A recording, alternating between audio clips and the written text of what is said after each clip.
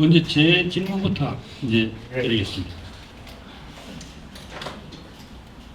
대등생각론은 세상이 원래 그렇다는 존재론적 명제인지 아니면 마땅히 그렇게 되어야 한다는 윤리적 명제인지 하는 질문을 드립니다.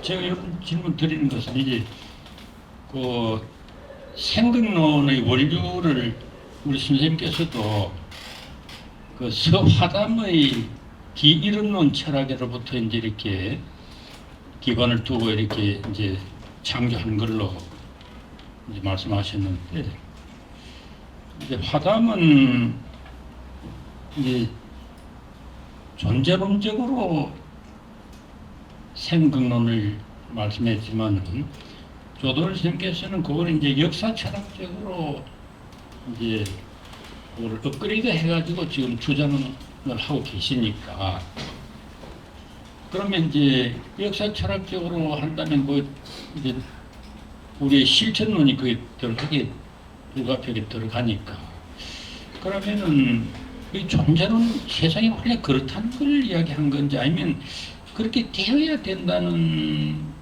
것을 말하는 건지 그게 좀 약간 의문됩니다. 예. 만물 대등 생각은 존재만입니다. 만물은 인력으로 서로 당기고 있다. 존재만이죠. 만생 대등은 존재인데 거기에 인식과 우리의 윤리가 가미됩니다. 만생이 대등한데 대등한 게 아닌 것처럼 사람 말하니까 그건 잘못되었다 그렇죠. 만인 대등으로 보면 존재론보다 당위론이나 윤리가 더 커집니다. 셋이 당리를 여기게 됩니다. 그리고 이 책은 전체로 대등생각이라 하는 존재 자체를 말하면서 그 존재에 대한 이해를 왜곡시키고 변질시키는 다른 견해를 비판하면서 그 존재를 바로 아는 것이 올바른 실천이고 윤리다 하는 쪽으로 가고 있습니다. 그렇게 함으로써 존재론과 당위론 내존리를 한 학문으로 합치고 있습니다. 그 둘을 갈라서 학문은 존재만 말하지 윤리와 당위는 말하지 않아야 된다는 게 서양 학문론이죠. 거기에 대해서 또 비판하고 있습니다. 예, 예, 잘 알겠습니다. 네. 그럼 두 번째 질문 드리겠습니다. 이제 처음에 스님께서 이제 생각론을 주장하시다가 이제 이번에 이제 대등생각론으로까지 이제 업그레이드 된 거 아닙니까? 그럼 이제 생각론 할 때 그 화담도 생적극이고 극적생이다 그렇게 하는 논이 있지 않습니까? 그 이제 그걸 받아들여 가지고 이제 대등생각론에서도 이제 생적극이고 극적생이다 이렇게 주장을 하고 계시는데, 이제 그 생적극이라는 것은 두 가지로 우선 이제 해석이 됩니다. 하나는 생과 극이 이제 동전의 양면같이 언제나 같이 생은 극을 함축하고 있고 또 극은 생을 함축한다는 그런 동전의 양면것 같이 이제 해석하는 방식이 하나 있을 수 있고, 그 다음에 또 다른 하나의 해석은 이제 생의 상태가 시간이 지나면은 극의 상태로 이렇게 변화되고, 또 반대로 극의 상태가 이렇게 시간이 지나면은 또 생의 상태로 전환되는 의미로 해석도 가능해 보입니다. 근데 이제 뭐 우리가 전화위복이다 이렇게 할 때는 지금 당장 하지만은 그것이 시간이 지나면서 보니까 복이 되더라. 그리고 이제 시간의 흐름 속에서 생과 극이 이렇게 선으로 이렇게 이제 전환된다는 것으로 이제 해석될 수도 있습니다. 그럼 이제 선생님께서는 생적극이고 극적생이다 했을 때 이제 동전의 양면으로 보신 건지 시간적인 그 전개 속에서 생과 극이 일이 상호 전환된다고 보시는 건지 좀 궁금합니다. 그 모두입니다. 거기다가 생은 그게 원인이 되고 그건 생의 원인이 되는까지 보탤 수 있습니다. 그 전체가 합쳐져 있습니다. 그 전체를 합쳐 있는 것을 총괄적으로 이해하는 것이 철학의 사명이고 개개의 경우를 나누어 이야기하는 것은 강론에 속하는 게 아닙니다. 그런데 철학이 총론을 벌이고 강론론 중에 어느 하나를 택하려고 하는 것이 큰 잘못입니다. 그러니까 서양 철학의 경우에는 그 세 가지가 함께 타당할 수는 없고 하나가 맞으면 다르게 풀린다고 하기 위해서 어느 것이 맞느냐는 시비를 함으로써 철학이 자기의 그 정체성을 상실하고 자기의 인물을 잃어버린다. 그 전체를 통괄해서 파악하는 게 달반이다. 이렇게 이야기해야 합니다. 이제 신중섭 선생님께서 질문하신 걸 제가 대신 예. 드리겠습니다. 세계사가 전개되어 온 판도를 멀리까지 바라보자 동아시아의 한문 유불 문명, 동남아시아의 산스크리트 힌두교 문명, 서남아시아에서 시작된 아랍어 이슬람 문명, 유럽의 라틴어 기독교 문명이 펼쳐져 있는 것이 한눈에 들어온다. 이 네 문명이 상극에서 상생으로 차등에서 대등으로 나아가도록 하려면 어떻게 해야 하는가? 이 책의 이제 558면에 있는 글을 이제 저 신중섭 교수님이 인용하면서 이 물음에 대한 대답으로 자유 상업 문명의 확산을 제시할 수 있지 않을까요? 상업 문명은 대등 생각론의 정신을 잘 구현하고 있다고 볼 수 있기 때문입니다. 서울의 테헤란호가 한 사례입니다. 이런 질문을 했습니다. 그러니까 그 자유 상업 문명의 확산 그것으로 설명이 더 잘 되지 않는가 그런 이제 질문을 드렸습니다. 유불 문명이라고 말을 쓴 것부터 합시다. 유교와 불교의 오랜 상극을 상생이 있게 했습니다. 외교 내구를 하면서 우리가 유불 문명을 창조했기 때문에 문명의 충돌을 해결할 수 있는 자격을 가진다 이야기했습니다. 서로 다른 종교를 상극이 또한 상생이 있게 하면서 합치는 것을 대등 종교화를 했고 또 여러 종교의 그렇게 하는 것을 이 책에는 종교 비빔밥이라는 말도 썼어요. 오늘날 우리에는 종교의 갈등을 종교 비빔밥으로 해결해야 된다. 이 문명의 충돌은 문제의 핵심이 종교입니다. 그래서 강론의 종교 철학을 뒤에 말하면서 종교 비빔밥이라는 결론을 도출했어요. 상품과 철학은 반대입니다. 상품은 경쟁에서 이겨야 됩니다. 상품은 차등을 입증해야 돼요. 철학은 대등해야 되고 대등하게 포용해야 됩니다. 그러므로 상품 경제가 대등을 구현하는 건 전혀 아닙니다. 상품 경제가 차등으로 파괴한 것을 우리는 사상으로 대등으로 포용해야 합니다. 한국이 상품 경쟁에서 세계를 1등 된다. 이걸 가지고 고무하는데 얼굴 뜨거운 일입니다. 우리는 사상으로 그 대등과 상극을 포용해야 되고 대등하게 포용하는 쪽으로 해야 되고 이것이 우리가 잘한 일이고 세계를 위해서 기여하는 일입니다.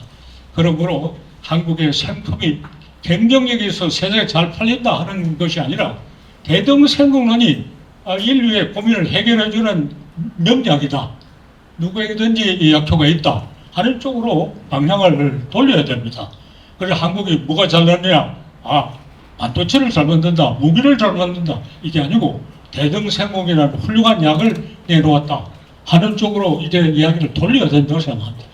상품과 철학은 상반됩니다. 상품의 경쟁 차등을 철학이 대등으로 그것을 회복해 줘야 합니다. 그래서 사람이 빵만으로 살 수 없다는 것은 가장 오래된 이야기 아닙니까? 근데 요즘 사람은 빵만으로 사는 것처럼 말해요. 점점 더 정물적으로 되고 점점 더 속화돼 나가고 점점 더 치사하게 되어가는 것을 일거에 틀어박으려고 하니까 이 대등생론이 뭐 총을 올리고 그러면 안 된다고 막 지금 이야기하는 겁니다. 그래서 누구에게 해를 끼치려는 게 아니라 모두에게 이익이 되는 이야기를 이렇게 하는 겁니다. 네, 감사합니다. 그럼 이제 강학순 교수님의 질문 드리겠습니다. 대등생명론의 서양 철학 비판은 정당한가 하는 이제 질문입니다만, 그걸 조금 다시 말씀드린다면, 이거 다 모아서 그냥 대답하죠. 제가 이야기하고 예, 예. 시간이 길고. 예, 그 이제 5번 쭉 그래서 이제 그 선생님 책 그 3쪽에 그 이제 쭉 인용 좀 한 후에 그건 생략하도록 하겠습니다. 이런 주장이 다음 같은 문제점이 생긴다. 서양 철학을 단일한 성향으로 규정하면서 내부의 비판과 관리를 무시한다는 점이다. 서양 철학의 흐름 속에서도 대등생명론이 지향하는 이론론, 탈인간 중심주의, 탈유럽 중심주의 철학들도 존재한다. 서양 철학의 역사는 끊임없이 내부 비판과 극복을 통한 새로운 사유의 패러다임을 추구하고 있다. 서양 철학도 비서양 철학을 참조하면서 자기 검열과 불탄을 해나가고 있고, 나아가 서양 철학의 종말을 이야기하면서도 새로운 철학의 비전을 제시하고 있다. 서양 근현대 철학 안에서도 행위상학적인 철학의 반론을 제기한다. 예컨대 휴먼 인과성 자체를 회의했고, 니체는 진리와 이성의 해체를 시도했고, 현상학과 해석학에서는 관계와 맥락을 강조했고, 일상언어학과의 대표자인 비트겐슈타인은 수리 언어보다는 일상 언어를 철학적으로 규제화했다. 이런 점에서 대등생명론의 저변에 흐르고 있는 서양 철학에 대한 성급하고 과도한 일반화의 사례 선택의 편향성의 문제를 제기합니다. 예, 만인 대등생각이란 말은 인류는 누구나 좋게 생각하고 잘할 수 있어요. 거기에 차등은 전혀 없습니다. 그런데 거기에 마가 끼어서 생각이 잘못돼가지고 빗나간 것들하고 그 빗나간 것이 이상하게 높이 평가됨으로써 얘기가 잘못되거든요. 서양 철학의 훌륭한 점이 수없이 많아요. 그리고 내가 강조하는 것은 사람은 일생에 가능한 학문을 해야 돼요. 서양 철학의 좋은 것을 다 찾아가려면 10번 태어나도 안 됩니다. 100번 태어나도 안 돼요. 왜 그렇게 노력을 낭비합니다. 돌부리를 차면서 골짜기를 헤매지 말아버렸어요. 위에서 내려다 봐야 돼요. 그러니까 보면은 우리가 물러든 문전묵답이 있고 우리 전통 철학에 얼마나 좋은 명칭이 많은데 이거 우리가 먹는 것은 정말 쉽게 가능해요. 근데 왜 어렵고 힘든 일을 그렇게 하면서 시간을 낭비하느냐. 요새 뭐 가성비란 말도 쓰고 하는데 그렇게 가성비가 손해보는 일을 하면서 일생을 보내는 것은 너무 갑갑하고 교수가 생애를 망쳤으면 그만이지 학생도 생애를 망치도록 유도하는 것은 그거는 용납할 수 없습니다. 나는 이완 마음 모이지만 너희들은 정말 농사를 옳게 지어라. 이렇게 해야 되고 이삭 죽게 다니지 말고 옥배에다가 경작을 보람있게 해야 돼요. 그거 이삭 죽기입니다. 이삭 죽게 되면 좋은 거 있어요. 그리고 박종원 선생님 실패를 여러 번 이야기해요. 세계를 한번 또 돌아보고 자기 창조의 논리를 하려고 하다가 다 돌아보지 못하다가 중간에 객사해버렸어요. 박종원 선생님 같이 공부 열심히 하는 사람 객사했는데 그만 못한 사람이 그거 흉내낸다고 그거 돌아다니면 뭐하겠어요. 예, 노력을 낭비하지 말고 가성비를 높이고 효과 있는 일을 해야 돼요. 정용덕 금강대 총장께서 질문 던진 겁니다. 서구인들은 갈등의 규모를 줄이고 쉽게 타협에 도달하기 위해 이성적인 토론 방법, 예컨대 이제 소크라테스적인 그 삼파술에서 제도적 분권화, 다원사를 바탕으로 하는 절차적 민주주의에 이르기까지 다양한 방법을 마련하고 적용해 왔습니다.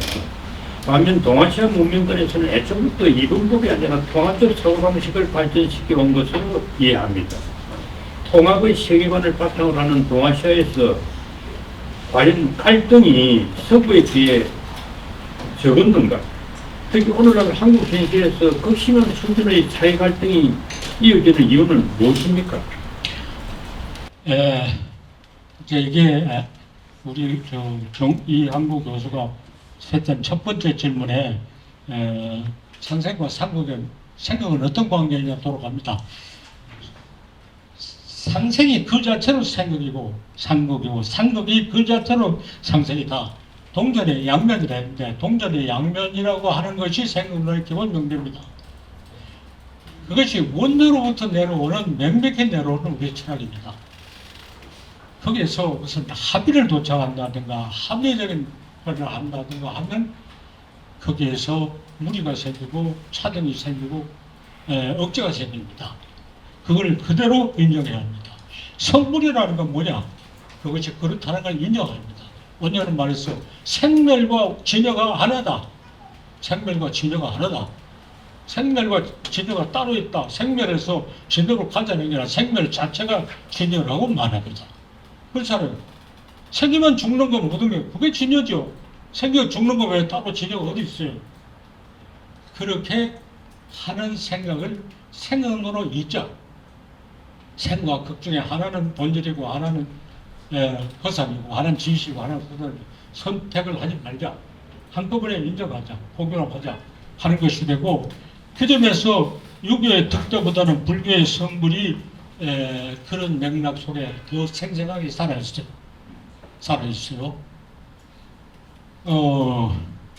어려운 이야기죠. 그러나 어려운 이야기를 어렵게만 하면 안 되고 그런 어려운 이야기를 우리가 피부에 닿도록 쉽게 할 수 있느냐 하는 고심으로 많은 제목을 쓰고 있어요. 거기에 대해서 옛날 사람이 고명한 이야기가 많다. 뭐 플라톤은 그리고 아리스토텔레스는 누구나 어떻고 쭉 열거하면 문제도 사라져 버려요. 예, 그 문제에 대해서 나는 어떻게 생각하느냐, 너는 어떻게 생각하느냐 맞붙어서 싸우는데 우리 견해를 합치려 하지 말고 두 가지 다른 견해가 동시에 타당하다고 하는 논리가 어디 있겠느냐. 그래서 토론이 그렇게 이루어져야 된다 하는 쪽으로 가고 있습니다. 우리 사회에 갈등이 많은 것은 상극이 크면 상생도 크다는 말이 있어요. 상극이 크지 않고 상생이 클 수 없어요. 상극이 큰 것이 나쁜 게 아니고 상극이 어떻게 그 자체로 상생이 있게 할 수 있느냐 하는 지혜를 발휘해야 돼요. 상극이 크면 상생. 한일 대등생을 이야기하면서 한국과 일본의 역사적으로 수많은 갈등을 거기서 문제 삼았어요. 한일의 상극이 크면 상생이 크다. 그렇게 우리가 생각하고 이해하자. 또 그렇게 생각하고 이해하는 수많은 선례들이 있고 한국과 일본의 한시수창, 한국의 문신과 일본의 승려가 한시를 주고받으면서 상극이 크면 상생이 큰 것을 이미 입증하고 신뢰한 수많은 선례들이 있다. 그게 그렇게 이야기했어요. 합의가 없어요. 합의가 없는 것이 정말 훌륭해요. 허우승 교수님 질문 드리겠습니다. 법 축소 객화, 대동사이가 최상이고 최악은 법조인이 얻은 이득에 비례해 일반인이 받는 고통이 정대되는 법 확대 객산 차등 사이이다. 이 책의 691쪽에 구절이 있습니다. 현대 한국에서는 정치적인 두 개의 진실 또는 세력이 극단적으로 투쟁하고 있습니다. 어떤 그룹은 현 대통령의 유죄를 확신하고 어떤 그룹은 그것을 부인하며 공소 취소에 매달리고 있습니다. 서로 반대되는 것을 진실이라 믿고 있는 두 세력 앞에서 선생님께서 만인 대등이나 상생을 시행하실 경우 곧 서로 필요한 관계라는 공동선언면 투쟁하실 경우 누구를 상대로 하시겠습니까? 아니면 달관의 입장에서 이런 이슈는 무시하는 것이 좋습니까? 그 이제 법에 관해서 법조인이 얻은 이익에 비례해 일반인의 고통이 증대되는 법 상대 격상의 차등 사회가 미국이 앞장서서 이 방향을 나가고 있어요. 우리도 점점 더 법을 강조하고 법을 한 사람들이 행사하고 법을 한 사람이 국정을 한다면 이 방향으로 가고 있어요. 이거 정말 문제입니다. 미국이 세계 제일이다 아니다. 미국이 꼴찌다 하면 이것이 때문에 꼴찌야. 옛날에 보고서서 한다 하는 법의 기능이 최소한으로 가야 돼요.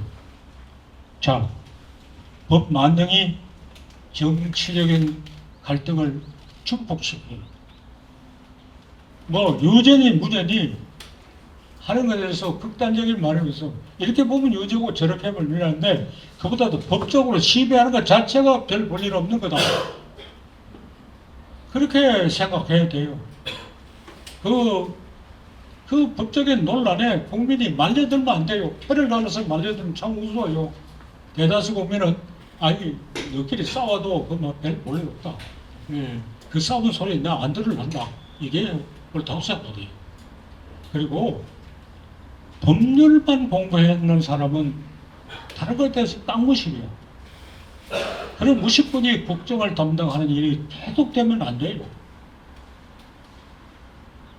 그래서 정치의 중요성이 낮으면 낮을수록 훌륭한 사회고 법의 효용이 법이 덜 중요하고 법의 작동이 줄면 적을수록 좋은 사회인 것을 우리가 말하고 이야기하고 그렇게 해야 돼요. 법을 밝히고 법을 명확하게 하는 건 좋은 사회가 아닙니다. 우리 사회가 망쳐지고 있는 것은 갈등이 심해지는 것은 그것이 상생일 수 있지만 법이 지나치게 하는 것을 상생으로 전환하기는 참으로 난감해요. 점점 더 법이 중요시되고 있어요. 그리고 동아시아 정치 사상을 연구하는 성립빈이라고 고생했죠. 예. 그렇게 많이 고생하신 분들하고 설명을 해서 연구한 얼마 전에 저는 그 조동희 교수님하고 대화하면서 아직까지 지금 풀리지 않는 문제를 곰곰이 생각해가지고 오늘 마지막 질문 드리는데 기하고 자연과의 관계가 아직 기와 자연의 관계. 그래서 이제 일단 제가 간단히 저의 소견을 말씀드리고 그 다음에 교수님 그 답변 들은 거 해서 이거 비교해서 질문 간단히 드리겠습니다. 제 소견에는 자연은 모든 것의 근원이거든. 자연이 모든 걸 낳았습니다. 우주 자연. 그러니까 만인 만물 만생을 자연이 낳았는데 자연이 그것을 낳은 후에 기가 작용을 하거든요. 그래서 기가, 그러니까 제 말 들고 싶고 나서 그래서 그 기가 이것으로 자연은 자기가 낳은 모든 것을 균형을 잡게 나아가려고 하는 속성. 자, 그거는 제가 직접 말했는데 용어 문제, 용어가 자연이라는 말이 우리 전통적인 게 없어요. 아닙니다. 자연이라는 말은 제 생각을 아니 그래서 3분만 자연이라는 말은 교수님 말씀 서양의 네이처를 번역해서 그걸 가지고 철학을 하려고 그래요. 알고 있습니다. 자연이라는 말은 네. 기의 속성을 말하는 형용사나 부사에 지나지 않아요. 네. 전통에서는. 예. 자연이 그 전체를 하는 예가 아니었어요. 그래서 나무 용어를 빌려가지고 주인을 새로 모시고 이야기하려고 하니까 자꾸 생기는 거예요. 그 자연과 기에 대해서 제가 정독한 저 책에는 아니, 한 줄만 나와요. 아니 전통적으로 내려오는 들뚝까지 책은 기지 자연이 아니라고요. 예, 압니다. 그 자연이란 말은 내처를 번역에다가 번역하다 보니까. 왜 주인을 바꿔요? 그러니까 아니 저는 그렇게 생각하고 교수님 말씀을 말씀드리고 그거에 대해서 제가 아니요, 그것도 안 돼요. 자연이란 것은 예. 형용사나 부사에 지나지 않아요. 명사가 아니었어요. 그래서 기 이론론이 작용하면서 소위 말해서 만인 만물 만생 소위 말해서 이제 그 유기체적 인식론은 천인합일 그리고 그게 천인합일 대등생급 이렇게 이제 진행이 되는데 거기 왜 자연이 왜 들어가요? 기라는 것은 소위 말해서 이 만인 만물 만생을 낳을 수가 없습니다. 저는 낳지 않는다고. 아니 봐요. 근데 교수님이 만약에 기 이론론에서 자연이란 거는 기가 작용하는 그 과정이다. 기의 생성 작용이 기다. 그 모습이야, 모습. 네. 그러니까 형용사나 부사예요. 작용의 형태다라고 이제 하시게 되면 그러면 기 이론론으로서 자연과 만인 만생 만물이 같이 기 이론론 안에 그 작용으로서 이제 그 전개가 되어서 그것이 유기체적 인식론과 천인합일 그리고 대등생극으로 이렇게 가게 되면 기가 자연과 만인 만물을 지배하게 돼가지고 자, 그러니까 또 다른 미학 체계의 차등론에 아니요. 자연들의 말을 기가 모든 걸 지배하게 되면 또 하나의 미학 체계가 되는 아니죠. 것이 아닌가. 그건 아니고. 제 속에는 자연은 모든 것이 근원입니다. 아니요. 자연의 이후에 기가 생성되는 거예요. 자연의 모든 것이 근원이라는 것은 제가 그걸 우리 전통 철학에는 전혀 없는 새로운 이야기입니다. 새로운 이야기인데 새로운 이야기를 하는 걸 좋아요. 전통 철학을 그렇게 변질시키고 왜곡해서 덮개 게 하나도 없고 혼란만 일으켜요. 그래서 화담 서경덕의 글을 원문대로 읽어봐요. 그 자연이라는 말은 없어요. 네, 만나뵙게 돼서 반갑습니다. 제가 여기 나선 것은 오늘 굉장히 많이 기다렸어요. 근데 각자 질문, 여기 허우성 선생님 그 책을 만족했던 그런 질문들인데 각자 입장에서 한 발자국도 벗어나지 못해요. 대등생각론은 오늘 승리했다고 생각합니다. 제가 자화자찬하는 것도 아니고 손님 칭찬하는 것도 아니고 전혀 그런 거 아닙니다. 그러나 오늘은 반드시 이게 대등하게 하지는 않았어요. 대등하게 하지 않았어요. 그렇게 마이크가 끝이 없으니까 간단히 끝내 그냥. 예, 그래서 제가 생각하기에는 현재 이 이론은 아무리 도전해도 뭐 대등하게 안 됐다고 좀 무너지지 않습니다. 선생님 두 가지를 전제하셨죠. 자. 차리나 선생님 제 말씀 안 끝났습니다. 조동일이 잘못했다고 이야기하지 말고 그 이야기는 생략하고 더 좋은 자기 의견을 제시하는데 저런 식으로 절충치게 보면 좋은 게 안 되고 다 멍쳐버려요. 그래서 저는 이제 선생님께 뭘 여쭤보고 싶냐면 안 받아들여집니다. 현재 네. 이 철학계에서 안 받아들여지고 이 이론은 그럼 끝입니까? 시작입니까? 아니, 대등생각론이 이제 일반 철학자들 받아들이지 않는다. 네, 안 받아들여지죠. 그럼 어떻게 할 거냐? 어떻게 하실 건지 자, 이 이론은 이론을 예. 정리하는 내가 비유하는 게 있어요. 관중과 선수는 달라요. 관중과는 얼마든지 불만을 이야기할 수 있어요. 저 자식 말이지 홈런을 치지 왜 스트라이크도 안 하느냐. 그건 관중입니다. 관중은 특권입니다. 선수는 나가서 묵묵히 1루타로 쳐야 돼요. 아, 조동현은 그런데 나는 이렇다. 자기 철학을 내놔요. 그래서 선수와 선수는 토론이 돼요. 관중과 선수는 토론이 되지 않아요. 관중의 소감을 가지고 토론하면 안 돼요. 여기 여러분들 이야기했었는데 그렇기 때문에 나는 이렇게 말한다. 내 걸 내놔야 돼요.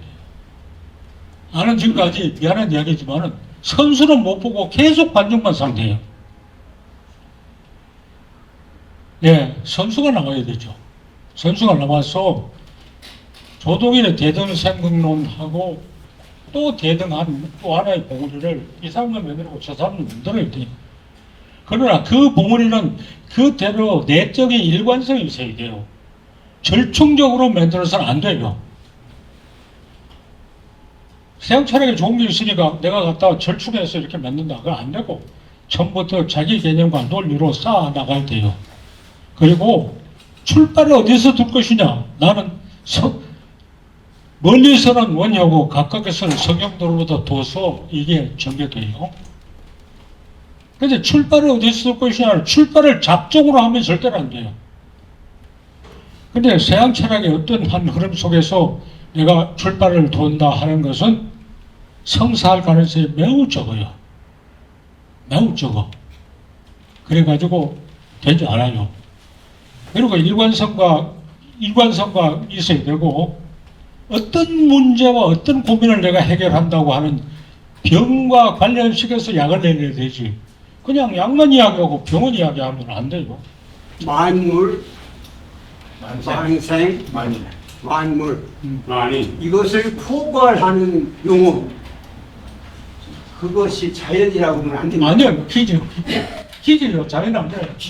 기지 자연은 아니다. 그렇게 되면은 자연이라는 건 만물에만 해당돼요. 자연은. 예, 그러면 품사론에서 우리가 지금까지 논의했던 자연이라는 용어 그 개념은 그거는 명사가 아니네요.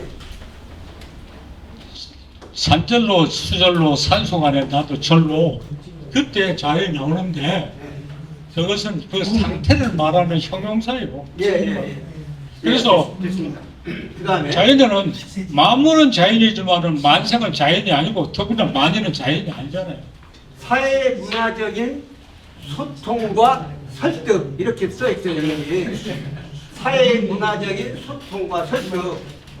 그런데 그 설득을 공감으로 바뀌면 이 토론이 좀 여유로워지지 않겠습니까? 그 설득이라고 해야 됩니까? 공감이 아니고? 아니죠. 그거는 생각을 뭐냐면 서로 자기 주장을 뻗치고 싸우는 것 자체가 과학이다 이렇게. 그 자체가 과학. 설득이라는 용어를 써야 한다. 아니요. 그러니까 서로가 사는 상대방을 설득하기 위해서 싸우는 거죠. 공감이라는 건 그래서 우리가 다 집어치우고 그냥 같이 춤이나 한 판 주자 이러면 안 된다는 거죠. 네, 어떤 오늘도 역시 이제 조선님께서는 기본적으로 뭐 철학을 비롯해서 모든 학문이 우리가 이제 근대 사회가 출발이 늦었기 때문에 서양의 학문을 대강 수입해가지고 그걸 이제 좀 이해하고 가공하는 막 그런 정도밖에 좀 상황이 안 되는 실정인데 실제로 이제 조선님께서는 수입학을 하지 말고 창조학을 해. 너 자신의 말이 있어야지. 나도 한 말 가고 자꾸 여리저리 옮기는 무슨 소용이 있어. 아주 그냥 정말 전국을 피부를 찌르는 그런 그 논지가 오늘도 여전히 갈려 있었습니다. 사장 저희들도 일생 동안 뭐 그냥 철학한다, 인문학한다 이렇게 했지만은 사실 그동안에는 그 서세 동점의 그 서양의 그 기세에 좀 눌려가지고 주눅이 들어가지고 우리 것에 대한 그 고찰이 좀 적었다고 솔직히 말씀드려야 될 것 같습니다. 근데 이제 우리 조선생께서는 그 우리 것에도 보물단지가 있으니까 너 공립이 엉뚱한 데 가서 그거 하지 말고 그 보물을 잘 갖고 가지고 네 무엇을 내놔봐 이런 말씀인데 정말 구구절절이 옳다고 생각했습니다.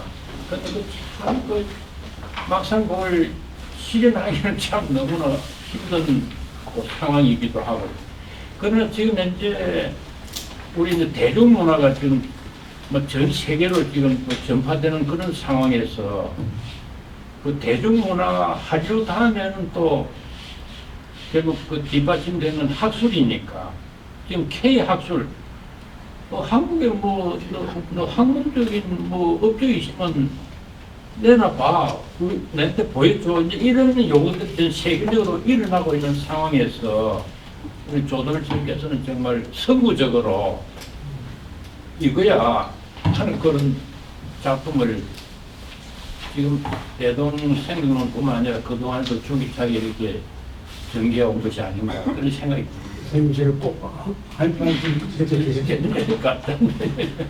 네. 그리고 이제 잠시 시간이 너무 많이 갔어요.